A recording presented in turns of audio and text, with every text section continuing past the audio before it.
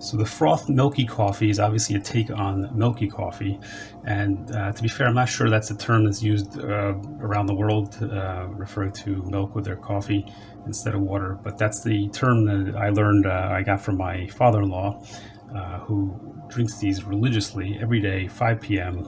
You can set your watch to it.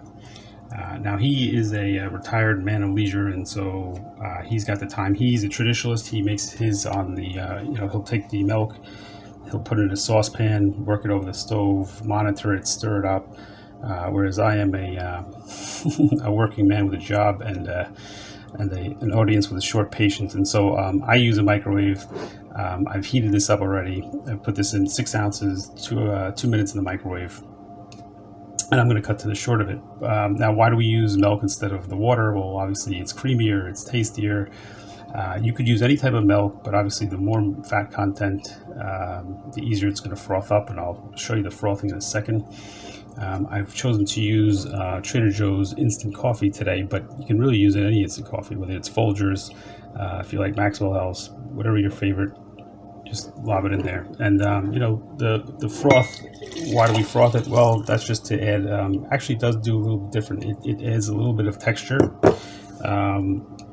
which is fun in the mouth. And then because you get like a lighter, the foamy part is a little bit lighter in sensation, you're going to actually taste different parts of the coffee that you haven't tasted before. So when you froth, there is a little difference. Let's get started. Actually, this is a little bit warm now, but I'm going to give it a go anyway. Let's see what happens. So we want 1 heaping teaspoon for our 6 ounces. I'm doing that a light stir. And I'm going to put a little bit of sugar in. You can put the sugar in. You can't put the sugar in afterward because then you're going to mess up your froth. So all goes in at once. And I'm going to use the trusted airier latte today. Let's see how this, obviously this is also not the ideal cup for coffee, but I wanted you to be able to see it, and I didn't want any overflow today.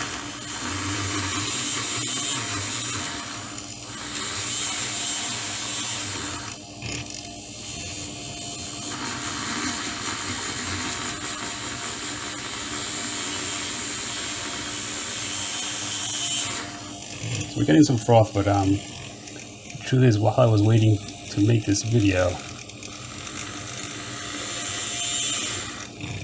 the temperature of the milk cooled down, and so it's not frothing up as quickly as it normally would. So, a lot of people ask me, I have other videos on frothing, and a lot of people ask, do you have to heat up the milk and stuff like that? The answer is absolutely.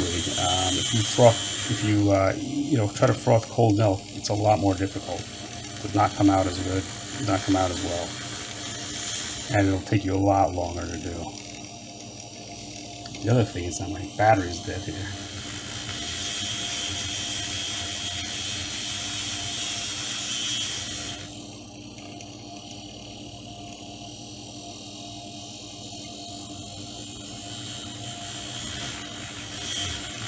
Trying to work it.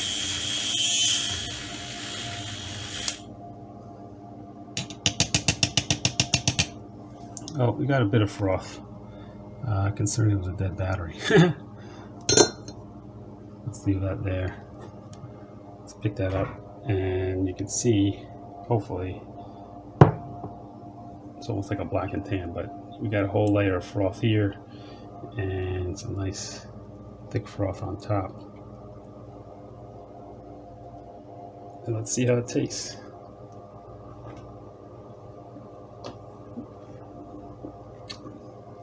Is really good, and it just confirms what I was saying before about it's actually a different taste when the coffee flavor is very different when you drink that foam part, which is lighter, versus the thicker, heavier, milky part. But somehow the ratios are great, and this Colombian coffee from Trader Joe's is actually fantastic. Highly recommend it. This is more like a mocha, actually. But yeah, simply doing without water. It's a favorite of mine. Obviously, it's a favorite of my father-in-law, so we'll dedicate this to him. And I hope you enjoy. Hope you enjoy the recipe too. If you have any questions, please leave them below in the comments, and I'll get back to you as soon as possible. And if you found this at all helpful or enjoyed it, please do give it a thumbs up. And if you'd like to see more, subscribe down below. Thanks for joining me. Oh yeah, and if you want the cup, there's a link below too. Enjoy.